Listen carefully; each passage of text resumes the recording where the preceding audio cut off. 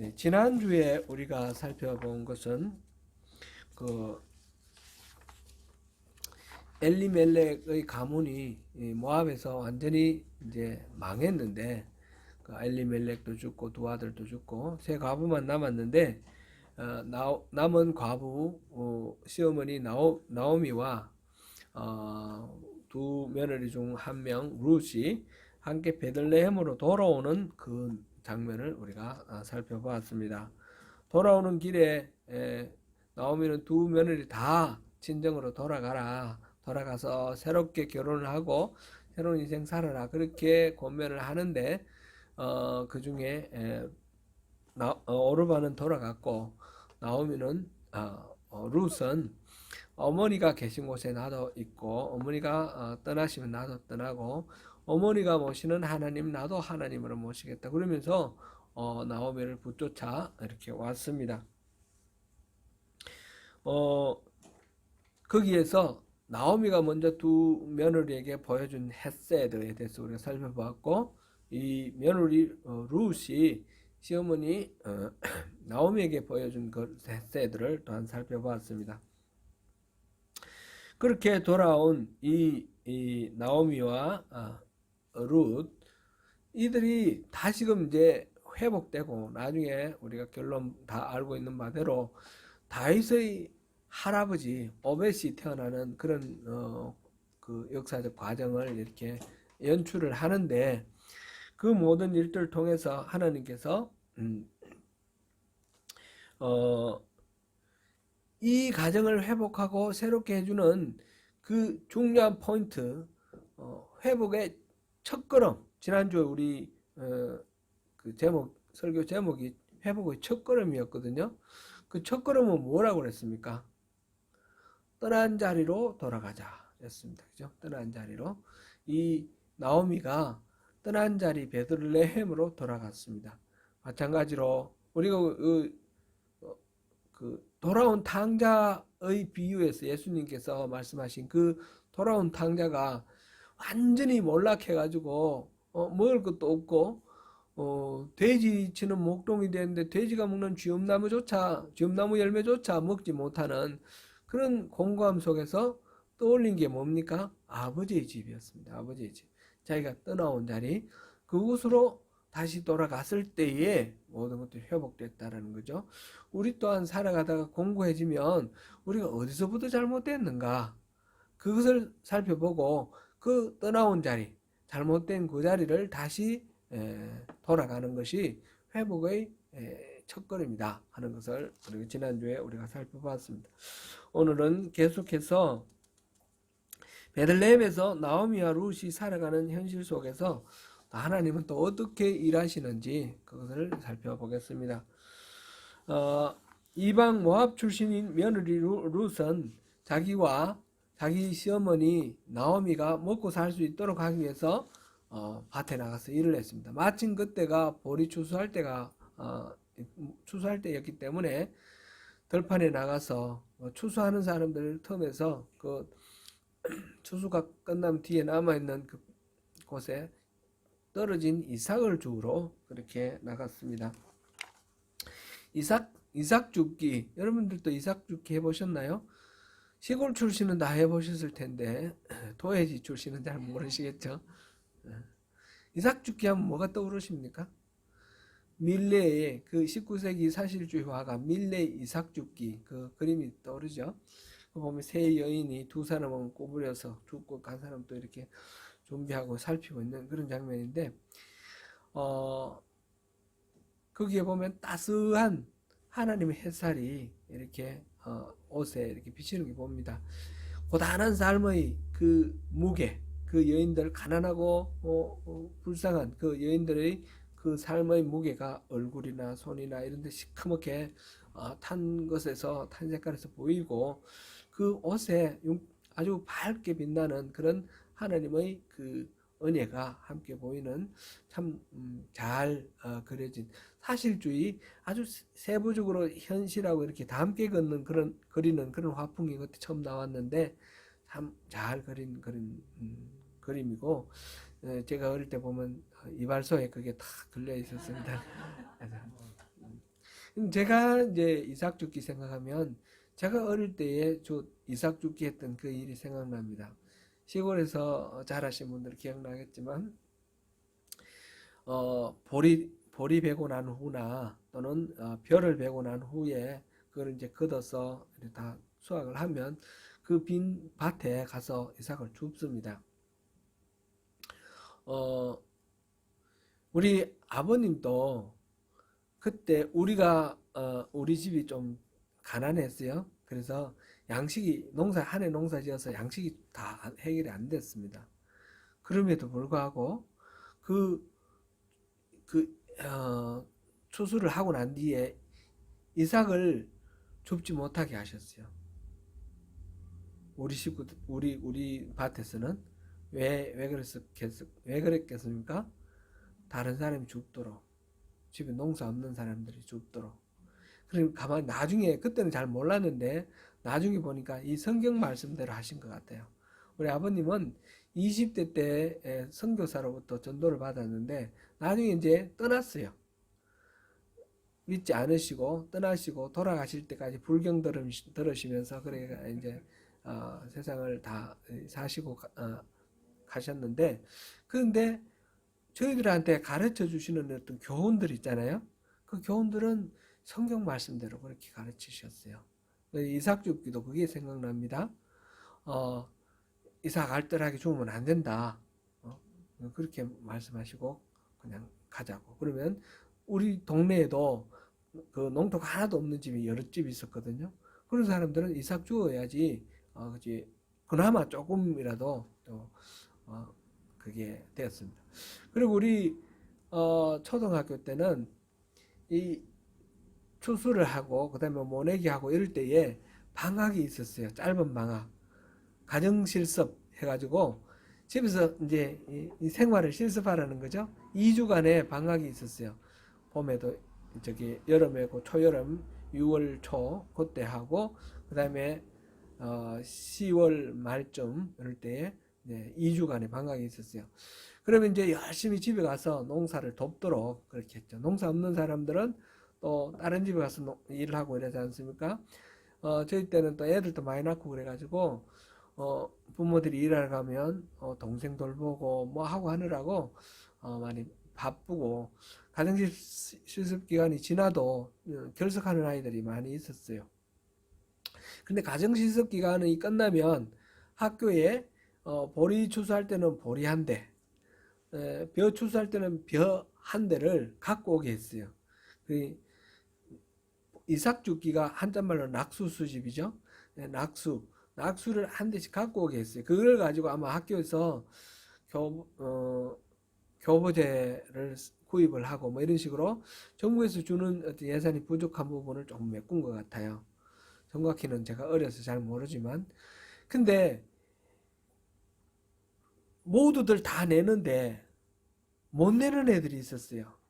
저희 반에서 6학년 때인데 저희 반에서 다 내는데 한 놈이 못 내는 거예요.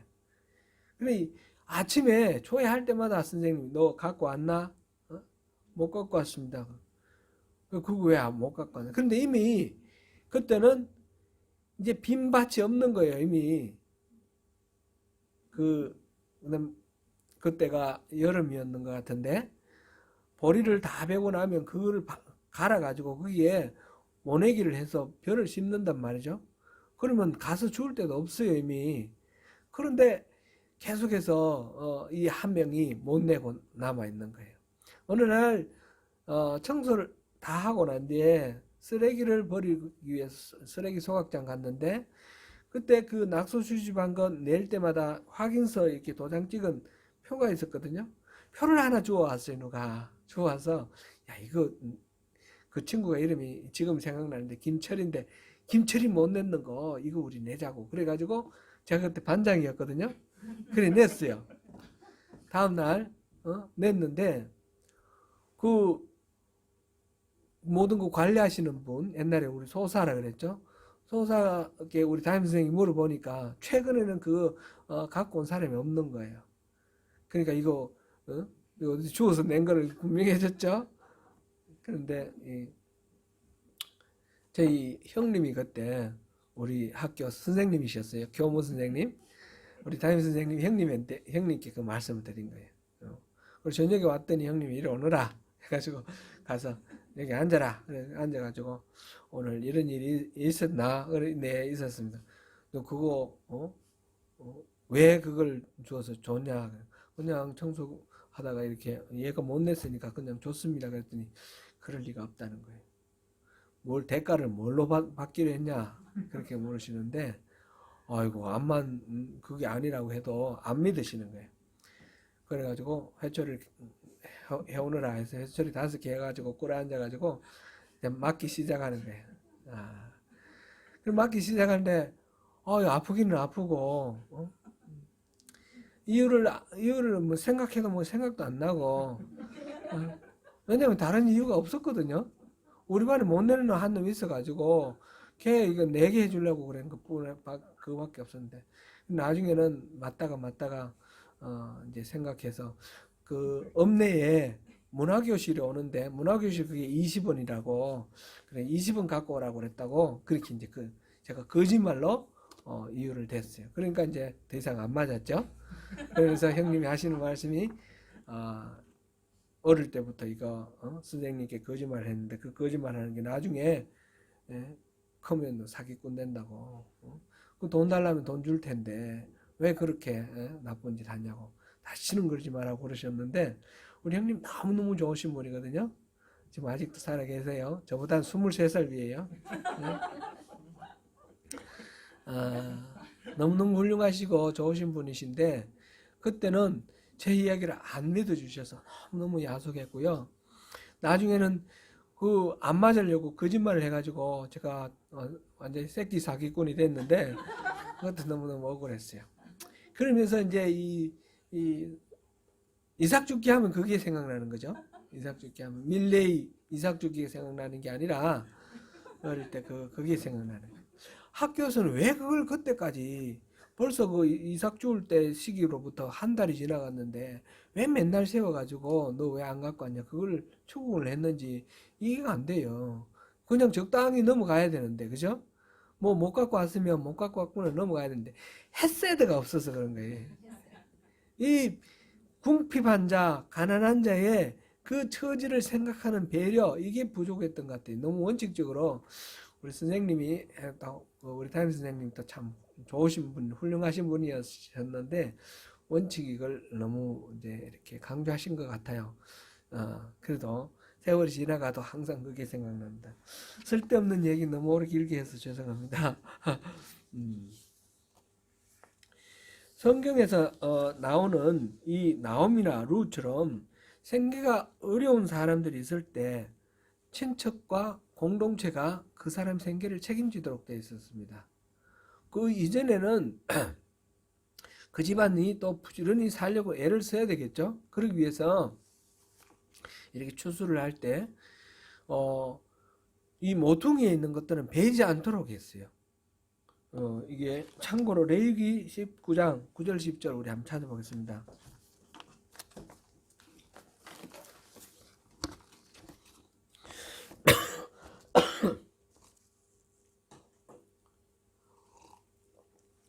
레위기 19장 9절에서 10절 같이 읽어보겠습니다. 시작. 너희가 너희의 땅에서 곡식을 거둘 때에 너는 밭 모퉁이까지 다 거두지 말고 내 떨어진 이삭도 줍지 말며 내 포도원의 열매를 다 따지 말며 내 포도원에 떨어진 열매도 줍지 말고 가난한 사람과 거류민을 위하여 버려두라. 나는 너희의 하나님 여호와이니라. 아멘. 이렇게 성경의 원리는 능력 있고 부지런한 사람들이 많이 누리고 뭐 잘 살고 이게 당연하다가 아니고 능력 없고 가난한 사람들 이런 사람들은 더불어서 함께 살아야 된다 그런 원리예요. 뭐 아파서 스스로 해결을 못할 수도 있고 어떤 장애가 있어서 그럴 수도 있고 여러 가지 이유들이 있겠지만 그럴 때에 공동체가 함께 책임을 져야 되는 것이 이 성경의 가르침이에요. 그래서 고아와 과부에 대해서는 공동체가 꼭 책임지도록 했습니다. 오늘날 같은 어떤 사회에서 여성들이 또 노동도 하고 또 이렇게 적극적으로 활동을 잘 하지 않습니까? 그리고 고대 사회는 그게 전혀 안 돼 있었어요. 남편이 해주거나 아니면 아들이라도 있어서 해줘야 되는데 그게 안 되면 어려운 거예요. 그래서 친족들이 그 문제를 해결해 주도록 그렇게 했습니다. 룻이 이삭을 죽기 위해 들어간 그 밭이 그 지역의 유력자이고 또 엘리멜렉의 친족인 보아스의 밭이었습니다. 마침 보아스가 베들레헴에서 나와서 이 덜에 와서 일이 어떻게 돌아가는지 돌아보러 왔다가 이 룻을 만나게 되었습니다. 보아스는 룻에 대해서 들은 소문이 있었는데 그 어려운 상황을 맞아서 고향으로 돌아온 룻이 이방 모압 출신 이 룻이 그 시어머니 나오미를 잘 복양한다라는 거죠. 그리고 일꾼들이 오늘 처음 나와서 일하는 이 룻을 살펴봤는데 이 사람이 매우 부지런하고 성실하다는 겁니다. 그게 7절 말씀이죠. 2장 7절 말씀 같이 한번 읽어보겠습니다. 그의 말이 나로 매는 자를 따라 단사에서 이삭을 죽게 하소서 하였고 아침부터 와서는 잠시 집에서 주일 내에 지금까지 계속하는 중입니다. 보아스는 이렇게 부지런히 일하는 룻의 태도도 기뻐하였습니다. 그래서 그를 도울 수 있는 대로 도우려고 애를 쓰는 그런 모습을 보입니다. 그래서 일꾼들이 이 젊은 아낙 룻에게 찝찝거리지 못하도록 또 해코지하지 못하도록 이렇게 단단하게 또 주의를 주는 그런 장면. 그리고 목마르거든 딴 데 가지 말고 이 일꾼들이 먹기 위해서 일꾼들이 기르다 놓은 이 물을 마시라 이렇게 배려를 해줍니다. 룻이 보아스께 감사하며 어찌 자기에게 이렇게 친절을 베푸는가 그렇게 말했을 때 보아스는 남편이 죽은 후로 시어머니를 잘 모시고 고향까지 따라 돌아온 이 이야기를 아름다운 이야기를 다 듣고 있다 이렇게 말을 합니다. 그러면서 또 의미심장한 이야기 하나를 하는데 그게 오늘 본문 12절 말씀입니다. 12절 말씀 우리 함께 읽어보겠습니다. 시작. 여호와께서 내가 행한 일에 보답하시기를 원하며 이스라엘의 하나님 여호와께서 그의 날개 아래에 보호를 받으러 온 내게 온전한 상 주시기를 원하노라 했는지라. 룻이 시어머니 나오미를 따라온 것은 단순히 나오미가 불쌍해서 도와줘야 되겠다 그래서 따라온 것만은 아닙니다. 그죠?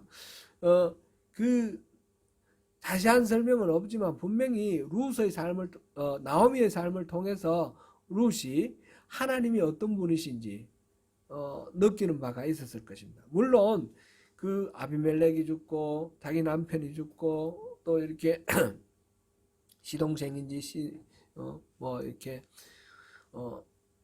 남편이 형인지 동생인지 죽고 이러면서 참 불행한 가운데 빠져 있는데 그런 불행한 가운데 나오미가 또 이렇게 의연히 또 살아가는 이런 고향으로 돌아가기를 결단하면서 이렇게 며느리들을 배려하고 이런 모습들을 보면서 이 나오미가 섬기는 하나님 자기도 섬기고 싶다라는 그런 마음이 감동이 있어서 시어머니를 따라온 것 같습니다. 그래서 이 룻의 결단을 보고 하나님의 보호 아래 달려온 너를 하나님이 지켜주시기를 원한다 라는 축복의 말을 지금 하고 있습니다. 그래서 이후에 이때까지 있었던 모든 일들과 앞으로 있을 모든 일들 속에서 사람들이 서로 도와주고 배려하고 이런 자기 자신이 보아스가 이 룻에게 베풀어준 이 배려를 포함해서 앞으로 일어날 이 모든 일들을 하나님의 보호하심이라는 개념으로 이렇게 함께 묻고 있다는 것을 봅니다. 곧 자기의 생각, 자기의 어떤 선의가 아니라 하나님의 은혜로 모든 것들이 이루어진다. 이렇게 보고 있습니다. 이런 보아스의 칭찬의 말에 롯은 큰 힘이 되었습니다. 13절 같이 읽어보겠습니다. 시작. 룻이 이르되 내 주여 내가 당신께 은혜 있기를 원하나이다. 나는 당신의 하녀 중의 하나와도 같이 못하오나. 당신이 하늘을 인도하시고 마음을 기쁘게 하는 말씀을 하셨나이다. 아멘.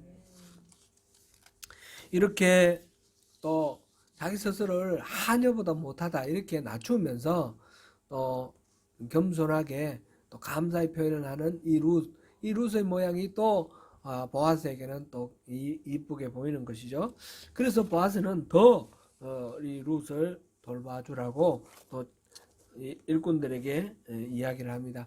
또 떡 먹을 때 같이 떡 먹으라 그러고 또 자기가 먹는 볶은 곡식을 또 나누어 주면서 같이 먹자 그러고, 그 다음에 15절 보니까 이삭을 주우러 일어날 때 보아스가 자기 손녀들에게 명령하여 이르기를 그 곡식 단 사이에서 죽게 하라. 그리고 책망하지 말라 하고 16절 곡식 다발에서 조금씩 뽑아서 줍도록 내버려 주라. 그러는 거죠. 버려두라.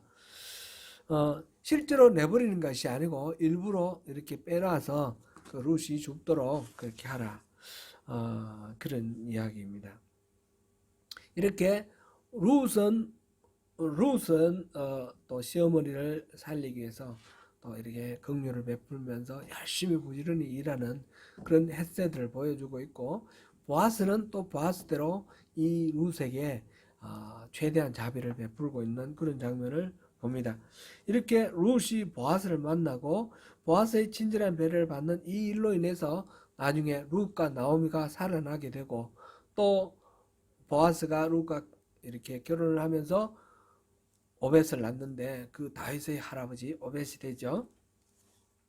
오늘 본문에서 이렇게 이 이야기가 전개되어 가는 과정 속에서 중요한 단어가 있습니다.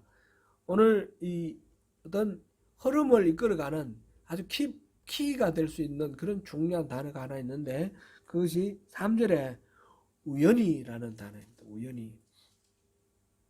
룻이 가서 베는 자를 따라 밭에서 이삭을 줍는데 우연히 엘리멜렉의 친족 보아스의 밭에서 일했다라는 거죠. 이 나오미 같으면 그 동네 뭐 밭이 누구 집 건지 다 알겠죠. 근데 룻은 이방 땅에서 왔으니까 모르잖아요. 그러니까 나가서 어디 뭐 일하는 사람들 보고 주울 만한 데 있다 싶어서 가서 주었는데 우연히 거기 갔는데 그게 바로 친족 엘리멜렉, 자기 시아버지 엘리멜렉의 친족 보아스의 밭이었더라는 거죠. 또 여기에 또 중요한 단어 하나가 있습니다. 마침이라는 마침. 바로 마침 그때 보아스가 이 일하는 사람들을 둘러보러 나왔습니다. 우연히 그곳에 룻이 갔고 마침 보아스가 그곳에 왔고, 그렇게 해서 룻과 보아스가 만나게 되었습니다. 이렇게 보면 우연히 일어난 사건이잖아요. 그죠? 우연히 일어난 사건인데, 근데 나중에 보니까 이게 우연히 일어난 사건이 아니었어요. 나중에 이제 이 룻이 집에 돌아와가지고 시어머니가 너 어디서 일했냐 그랬더니 그 보아스네 집에서 보아스 밭에서 일했습니다 그랬더니 시어머니가 하는 말이, 그때부터 시어머니가 태도가 확 바뀌었어요. 처음부터 의도한 게 아니었는데 보아스의 밭에서 일했다는 이야기를 듣고 시어머니가 태도가 확 바뀌었어요. 그 사람은 우리 기업 물을 자다. 이젠 다른 집 밭에 가지 마라. 너는 그 집만 가라. 그렇게 얘기를 하는 거예요. 바로 이렇게 우연히 보아스 밭에 가서 룻이 일하게 된 것, 마침 보아스가 온 것, 이것이 결코 우연의 만남이 아니었다는 거죠. 우리 그 유행가 가사 중에 만남이라는 게 있잖아요. 우리 만남은 우연이 아니야. 이 우연이 아니었어요. 이 룻과 보아스의 이 만남은 뭐였어요? 우연이 아니라 뭐였어요? 우연의 반대말은 뭐예요? 필연. 그죠? 필연. 우연의 옷을 입은 필연. 이 필연이라는 것은 어떻게 해서 반드시 이루어지는 거예요? 바로 하나님의 섭리이죠.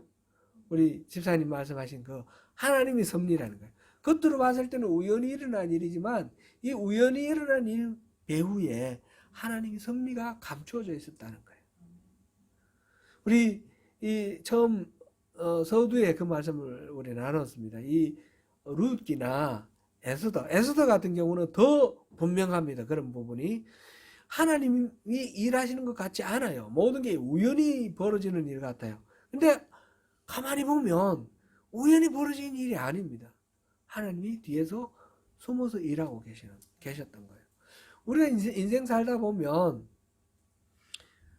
도무지 하나님이 안 계시는 것 같은 그런 상황이 옵니다. 숱하게 옵니다. 그렇죠? 그렇다고 해서 하나님이 안 계시는 거냐? 지금 이 나오미의 상황 한번 생각해 보세요. 자기 남편이 죽어버렸어요.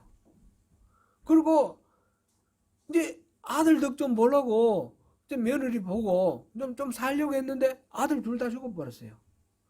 얼마나 황당하고 절망적이었어요. 하나님이 안 계신다는 생각이 들 거예요.